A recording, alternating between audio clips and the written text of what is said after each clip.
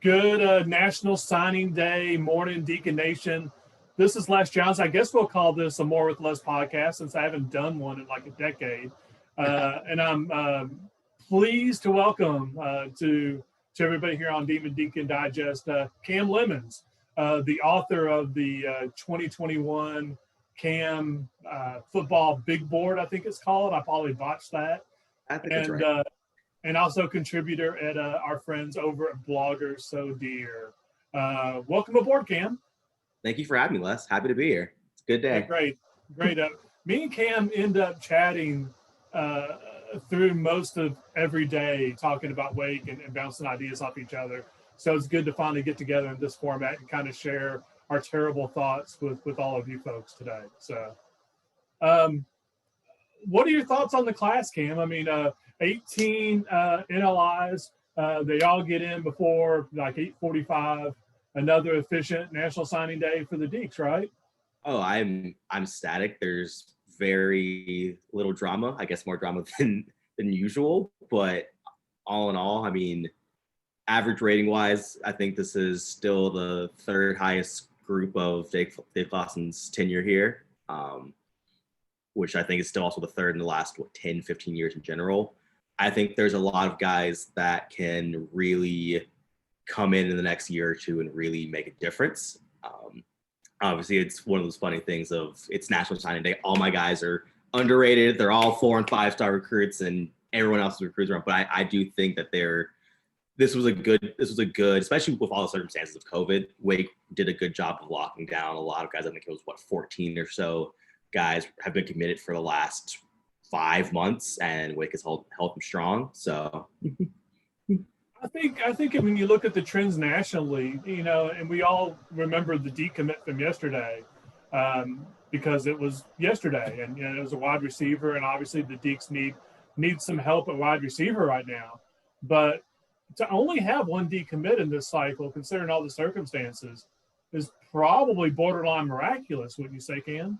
Yeah, I mean, if you look at it, I think there's only 4 or 5 schools, Power 5 schools, that don't have a decommit. And then there's another handful, 5 to 6, that Wake's included in that group, that only have one decommit. I mean, you have schools like Miami, for example, that they have a good recruiting class, but they also have had 11 decommits. Like, it's going to be the norm right now. These guys haven't really gotten a chance to step on campus. They've only seen stuff through Zoom. So it's a wild time, but kudos to Clawson's staff for locking these guys down.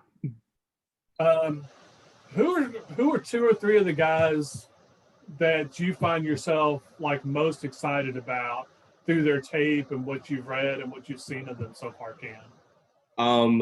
Not to be Georgia biased, but the first guy that jumps out to me is definitely Evan Slocum out of Cartersville. Powerhouse football, plays in the 3rd highest classification there. Cartersville's been to the state championship game, I think, the last 6 years, won, I think, 3. Every time I look at this guy's tape, it's just him making plays. It's very, I commented on blog today, it's very Nasir Greer-esque. He's a very big hitter. He's all over the place. He plays both sides of the ball. But they also ask him to play both wide receiver. He played quarterback, has a 37-yard touchdown pass on the season.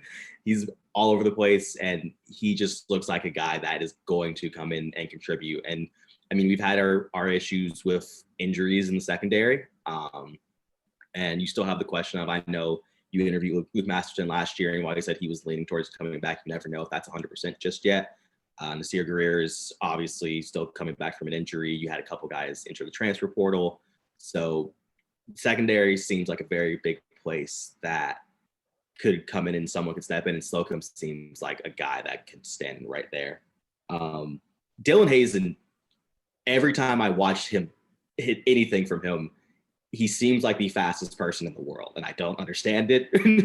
But every time it's just hair flowing, he's going, someone's getting hit, and is such a sure tackler.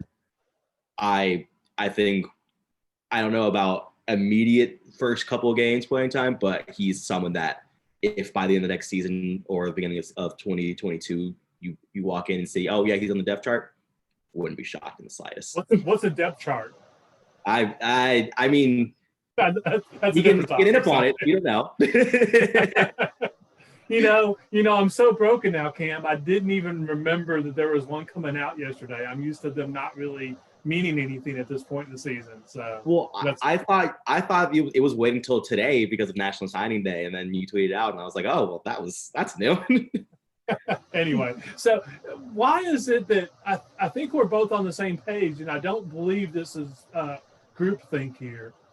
I'm more high on the defensive side of the ball with this class than I am on the offensive side. And that's not to take away from any of the guys on the offense, but I'm just thinking I see a path to making an impact quicker for some of these defenders. You kind of see and that I think too? it's a nature of kind of what the two philosophies kind of, it's a lot easier to play the farther away you are from the ball. Yes.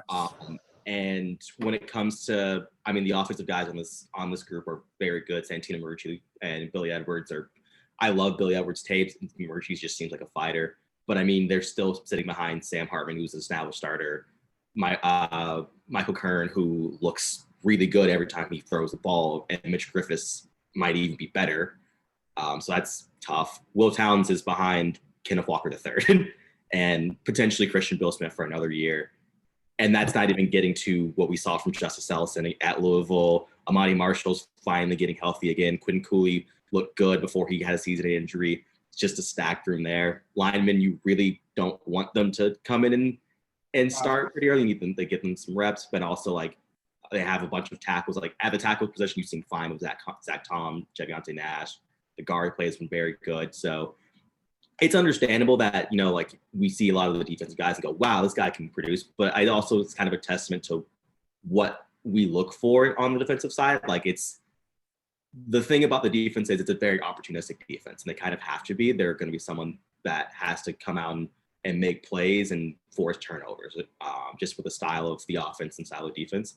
And you see even a guy like Joshua Sasanya, dude's 6'2", 180, let's as safety. He's going to come in and play linebacker, but you look at his tape and he's flying all over the place. Yeah. Like it just seems like they're adding a bunch of speed and sure tackling on the defensive side of the ball, and it's something that's really, really exciting.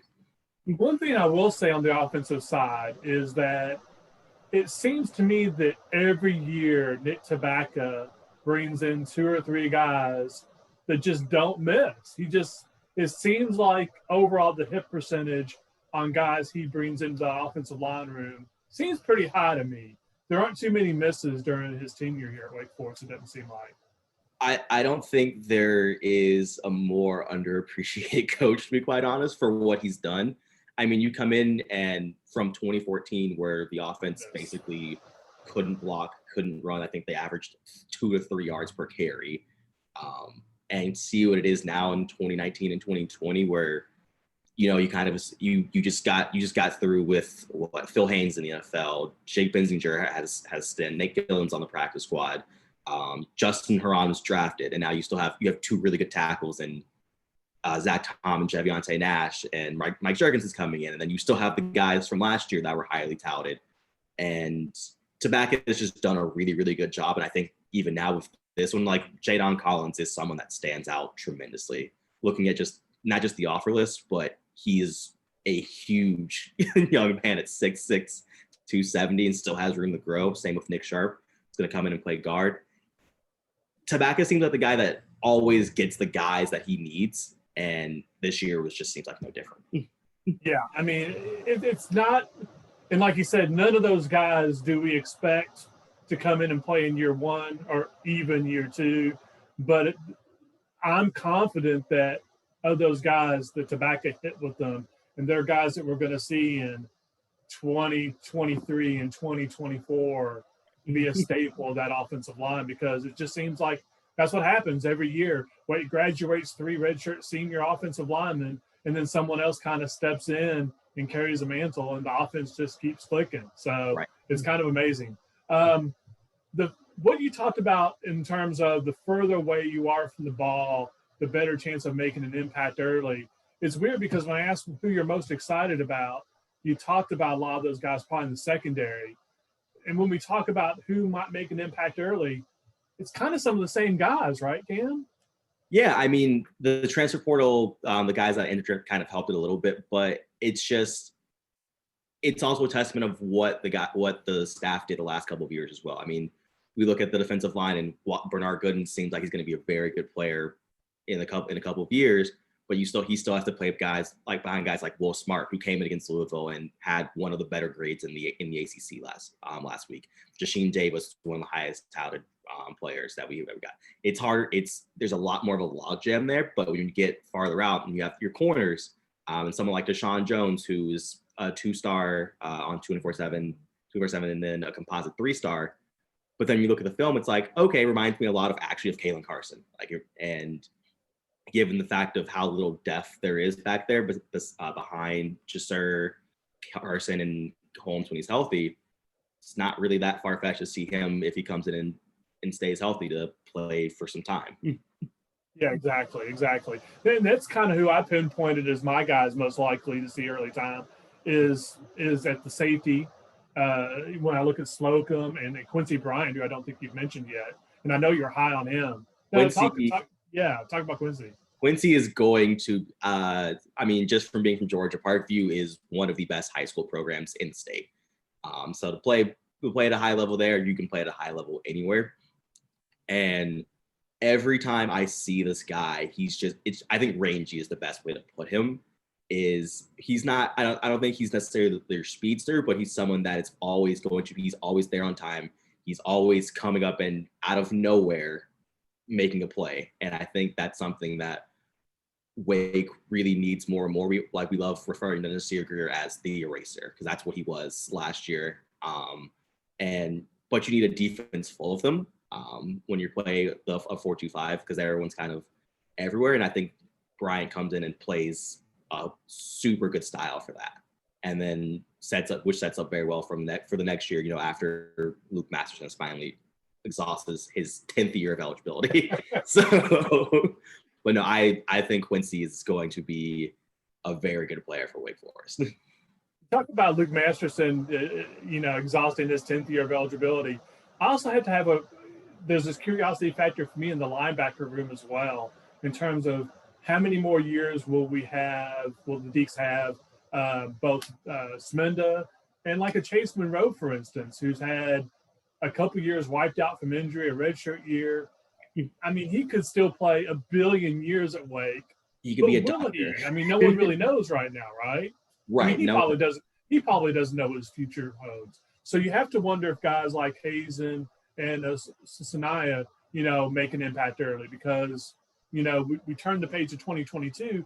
Those might end up being some of the guys that Clausen and the staff have to rely on, right? Right. And it's one of the factors. It's a good thing and bad thing with the extra year. You more than likely have a lot of these guys back.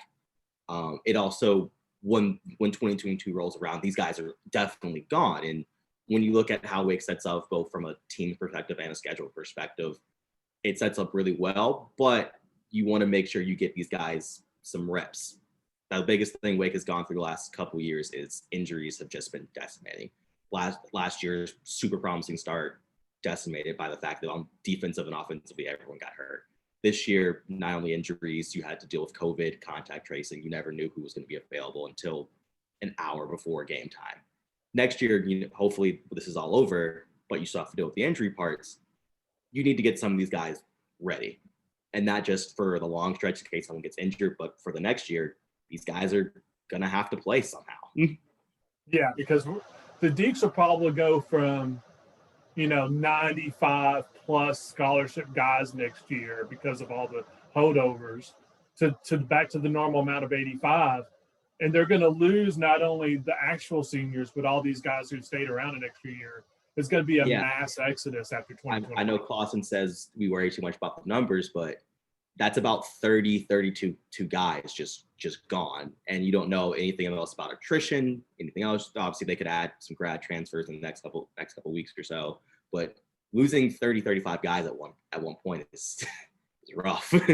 Yeah, especially for a school like Wake Forest, absolutely. I'm looking now at the list of guys who are early enrolling, and I have to wonder if this will factor into guys getting on the field in 2021. BJ Williams, who we haven't talked about, Quincy Bryant, Matt Gulpin, which we don't believe at offensive line will make an impact. Sosanaya, Nick Sharp and Jaden Collins. I'm kind of surprised to see 3 offensive linemen come in early. What are your thoughts on that? I'm a bit surprised, but I also think it's there. Yeah, I think it's a good problem to have there, just because they're going to learn behind guys like Zach Tom, like Jevionte Nash, CJ Elmanus, who's quietly getting reps but still looking better and better. There's never a bad time to get these guys in, and for the fact that you want them to keep getting bigger and stronger, happy to get them in. I will say Sasanya is someone that I am going to look out for, just because I think with his size, he could possibly factor in a rover, for example. And someone like Travion Red, we don't know if he's going to come back. Yes, no. We still have AJ Williams, Chellan Garnes, who we don't really know where he's going to fit in.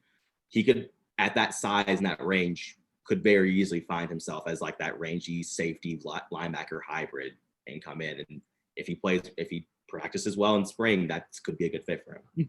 That makes a lot of sense. AJ Williams is playing outstanding there, though, right now. Just as an aside, yeah. And then the other 2 early enrollees are Santino and Matthew Dennis. So I have to wonder at this point, looking at the folks who are going through senior day ceremonies, I guess it's looking like Jack Crane isn't going to grace us with his presence for next year, it looks like. So I'm wondering who's going to have the leg to kick those touchbacks consistently for the Deeks. Do you have any clue? Does Dennis have that leg?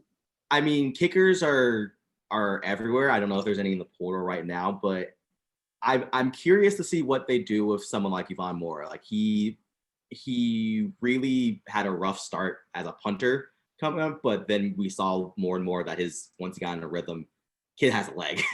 Yeah. And so I'm wondering if they end up not getting someone on the transport, that they say like, if they think the offense is going to keep humming along, Moore is not going to really get that many punts, knock on wood, hopefully.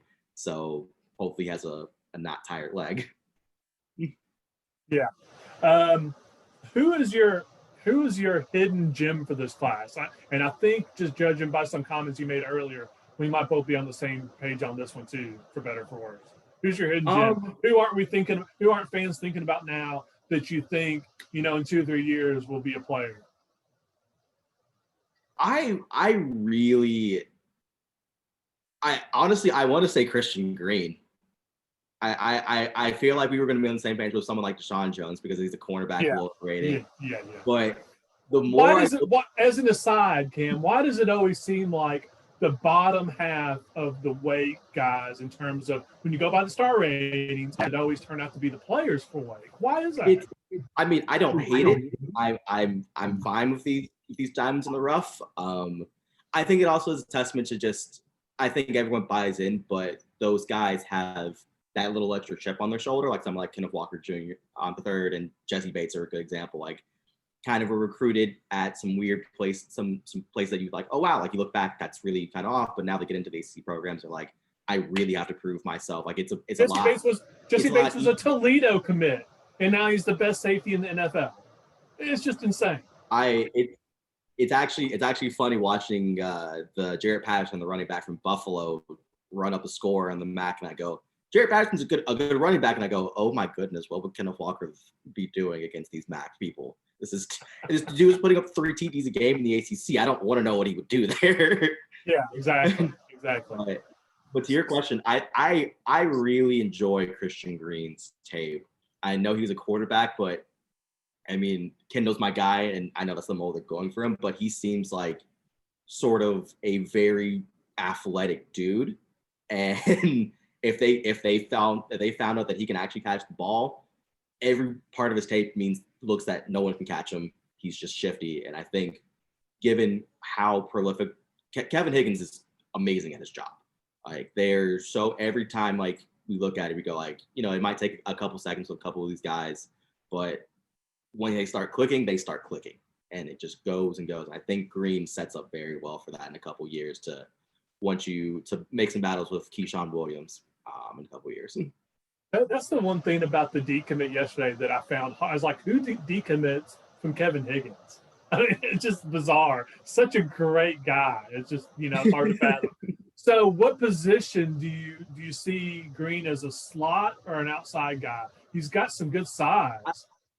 He's got some good size. I think they'll probably try to move him around like they were. Honestly, like they want to do with Green, because it seems like they want to have Green outside, but they also line him up in line a lot and try to get AT outside.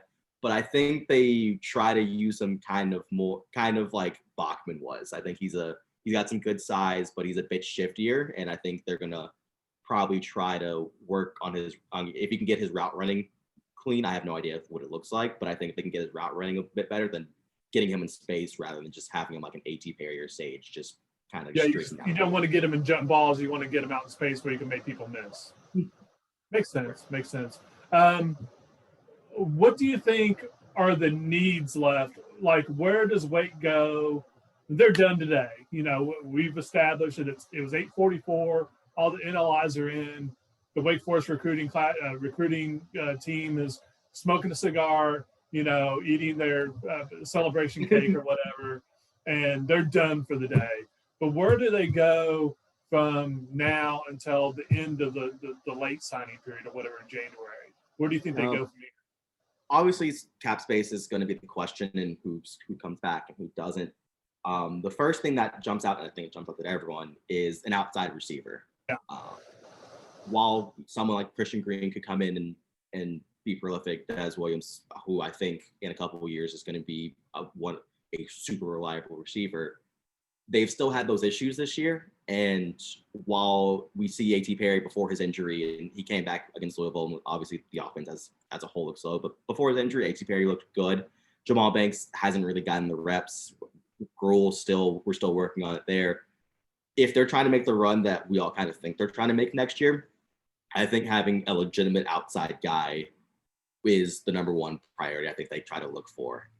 You're thinking that in a grad transfer, right? Yeah, I think they would probably go the grad, because it's a bit harder. If they wanted to go for someone that's a 4-year guy, I would be interested to see if they picked up another corner,